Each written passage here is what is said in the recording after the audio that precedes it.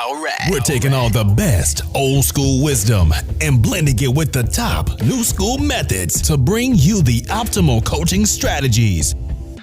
This is the 80-20 Baseball Podcast with Coach Bo.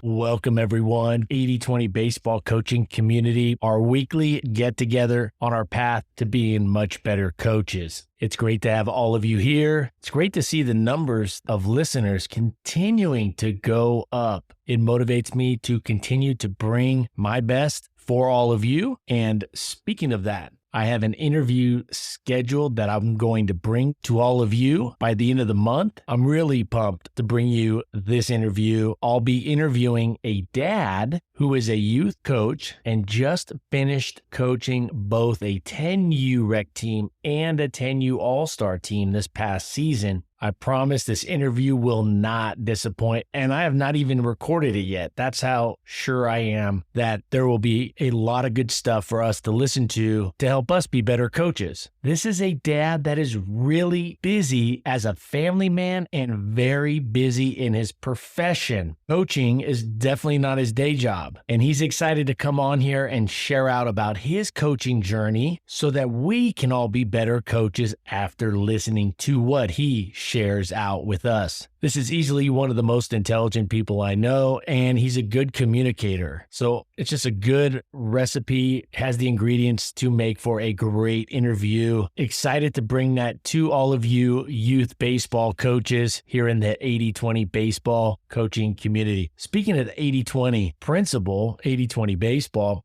in just the past week, I heard the 80-20 principle, I heard it brought up 3 different times from 3 different people. All 3 were from different walks of life. So the 80-20 principle, live and well. And again, the 80-20 principle, when you really think about it, the 80-20 rule is saying 20% of our actions lead to 80% of our results. It's a rough estimate, but what it's saying is, in a quantitative way, it's really a way that we've put a number on prioritization. It's essentially quantifying how we should prioritize things based off of how much impact those things have on the results in our life, on our health, on our jobs, on our families, or anything. I chose 80-20 baseball as the name, one, because I wasn't overly concerned with the name. I really was focused on the content and the mission and getting things started. But I liked the idea of prioritizing being one of the most important things that we need to focus on as youth baseball coaches. College coaches, pro coaches, they don't have to worry about this stuff that much. And I'm not saying they don't,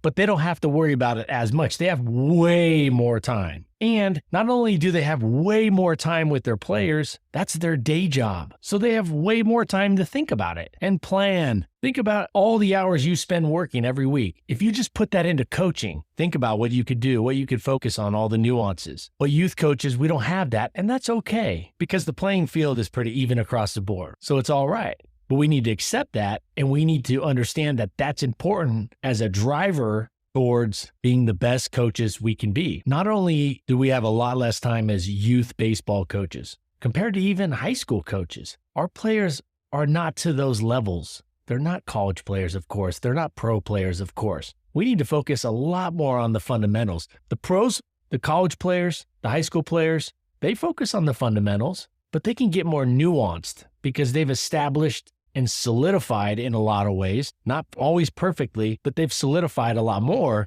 the foundational skills and pieces of the game. So I heard that 80-20 principle brought up 3 different times just this last week, 3 different people, 3 different subjects. If you haven't already, head over to 8020baseball.com. There's a drill design guide. I know hundreds of you have requested that drill design guide. Go over to the 80-20 baseball homepage and you can do that right there. Now, let me ask you this. Out of the hundreds of you that have put your email in and click the button that says send it my way, send the drill design guide. It's a nice PDF that shows you the 8 parts to an optimal drill, the 8 ingredients to make an optimal or the perfect drill. Not that we are ever going to create the perfect drill, a perfection, but we need to understand what all the components, what are the parts that make a perfect drill, and then try to get as close to that as we can. Definitely going to be a lot better than going in blindly or without a plan or without an understanding of the key ingredients. From there, you can put the ingredients in different orders, prioritize them a little differently depending on your needs, but you need to know what the ingredients in the recipe are. Out of the hundreds of you that have signed up and had that sent your way, how many of you have received emails after that? How many of you have received one single email, marketing emails, spam emails from me? 0. I've sent 0 emails. Some of you signed up for that 2 years ago, or you requested it 2 years ago. You put your email in. So you get the drill design guide, and you're not going to get bombarded with junk emails from me. And I don't share your emails with anybody either. Now, when I go to launch the 80/20 baseball coaching course, that'll probably be the only email that comes your way. And that's not going to be for a little while, but it will come with a special offer for those of you that sign up for the drill design guide. So not only will you get updated once it's available, as soon as it's available, you're going to get a special price for that as being a longtime member or a member of the 80/20 baseball community. So I just wanted to hit on that. And so now let's dive in to 2 topics.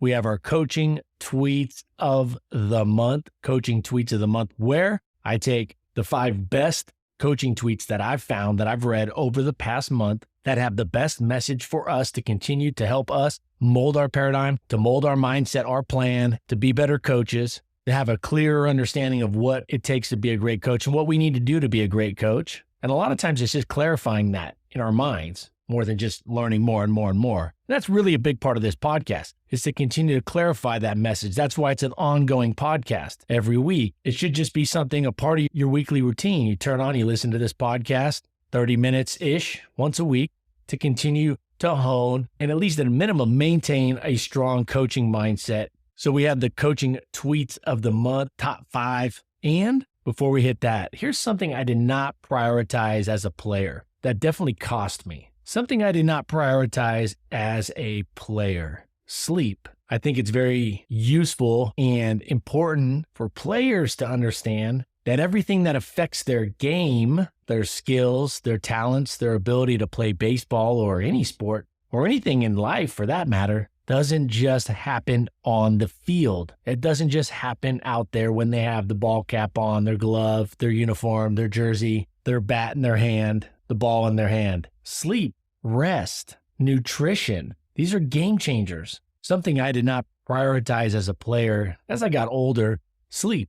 If I could go back now, I'd be sure to get at least 7 hours, if not 8 or 9 hours of good sleep. For example, something I do now that I probably should have done a lot sooner is to stop drinking anything an hour, hour and a half before I go to sleep, maybe 2 hours. Wake up less during the night to have to use the restroom. Longer blocks of sleep. I know it sounds like a little thing, but that's something I do now. But when I was an athlete, when I was playing, I would drink a lot of water right up until I went to bed, or I would drink a lot right before bed thinking, oh, I have to be hydrated for the next day. I didn't realize that now I'm going to have to get up twice during the middle of the night because I just pounded 32 ounces of water or what have you right before going to bed. So prioritizing sleep for our players. A lot of these young kids, technology is keeping them up. Maybe they're not starting their bedtime routine early enough. I know with my kid, we got to start that routine early enough because that's going to dictate about when she's going to fall asleep. Now, I definitely don't want to turn this into a health podcast, although I am massively into the value of being healthier. I've seen it turn my life around, and the compounding effect and just the incredible effect it's had to get me healthier from my 20s and early 30s, my teenage years, eating terribly and not sleeping very well,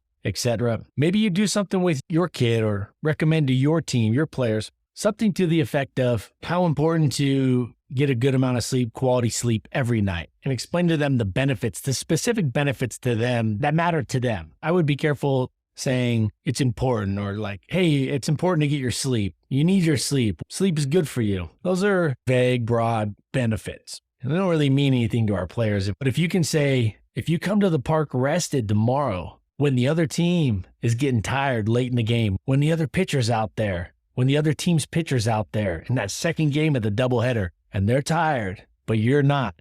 When they make that mistake, you're going to be fresh, ready, and have the energy to crush the pitch off the wall. If you get your sleep and you come to the game rested tomorrow, it's going to be so much easier for you to hit because you're going to make much better decisions clearer decisions at the plate. You're going to swing at way fewer pitches outside of the zone. You're going to be a better hitter because you're swinging at better pitches because you're rested and your mind can focus and concentrate to be that great hitter you all want to be. When you're pitching at the end of the game and it's hot, you're not tired. You're rested. Your legs are rested. So you can continue to throw the ball accurately and with power all the way to the last pitch, giving you a much better chance of striking out that last hitter on the other team or getting that double play ball. If you get better sleep tonight, tomorrow, in the 6th inning, in the 5th inning, late in the game, when the hitter on the other team hits a ball in the gap and you're playing the outfield, you're playing center field, your reaction time is going to be a split second faster, giving you a chance to make that game-saving play. If you're tired and sluggish, you're not making it. Getting sleep, being rested, will give you a greater opportunity, a better chance of being a hero tomorrow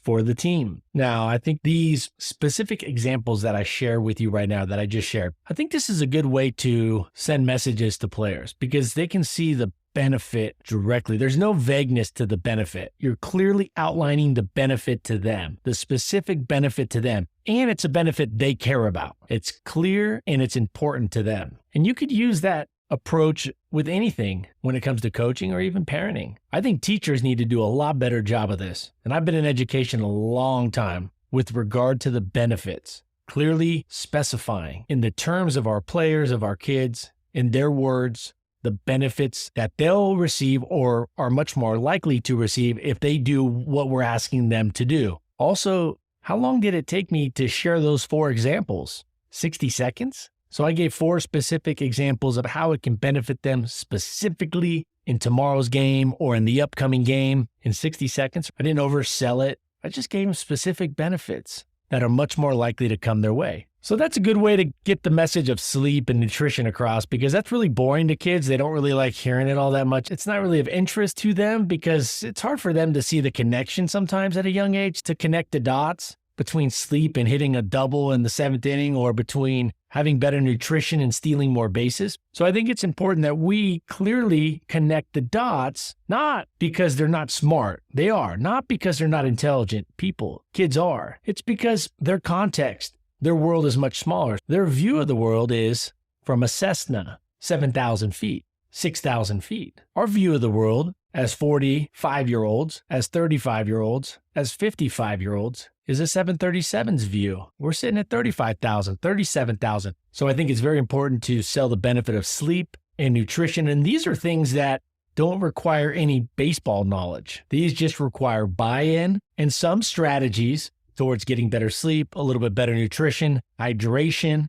Kids should not be rolling up to the field and then getting hydrated. They shouldn't be rolling up to the field and getting hydrated. On game day, they should wake up and start drinking water. No, they shouldn't necessarily pound half a gallon of water at a time. It's probably better to drink a cup or two, 30 minutes, an hour later, drink another cup or two of water, 16 ounces, 10 ounces, 8 ounces, but continually and consistently make it part of the pre-game habit leading up to the game, starting with waking up in the morning. I also think it's not a bad idea to pay for a one-time visit to a dietitian. Maybe do some blood work and visit a dietitian and see if there are any supplements, any vitamins that might be a little bit low. Sometimes a dietitian's advice can greatly improve a player's game. So something I did not do as a player, sleep well or eat well. And I think it cost me a decent amount of production and success. We should try to push a message of overall health to our players. If not every night, definitely the night before games, definitely before doubleheaders or tournaments, sleep. And if not for a few nights before, if not, just a routine of going to bed and getting that 7 to 9 hours of sleep, consistent and good sleep, good quality sleep. Hydration is important and it shouldn't start when the kids get to the field. In fact, the water that they bring to the field should probably be less than the water that they're drinking throughout the day leading up to a point. All right, now let's get to these coaching tweets of the month. Top 5 coaching tweets of the month. I got 5 here that are really good. First one by Coach Dan Casey at Coach Dan Casey. Coach Casey shared out a quote from Coach Andy Reid. The more I learn about Andy Reid, the more I listen to him, the more I watch him, the more I like Andy Reid. I don't know, it's something I just really like his style. I feel like he's firm, he's a little hard-nosed, a little old school, but then I turn around, I see a commercial of him drawing Sharpie mustaches on his players, So he clearly has a funny side to him. He clearly keeps things light when he needs to. So he's an old school coach, but he has a fun side to him also. Here's the quote. We can practice very average and be very average, or we can practice great and be great, end quote. Andy Reid. Either practices are easier or the games are easier. You can't have both. Harder practices, easier games. And I'm not talking about running a bunch of laps and all that. I'm talking about making the drills challenging, at least part of the drill or half of the drill, very challenging, more challenging than the game. Either players can be super successful in practice or super successful in the game, but they can't be both, in my opinion. Don't be afraid to have a high fail rate in practice or a higher fail rate. You don't want everybody to be failing all the time. That's not good for confidence. And that means it's too difficult. You can have average practices and be average in the games, or practice to be great and then be great. Now that quote is still vague in a way, and it doesn't say like, well, what does that mean? What is practice average and great? Still vague terms,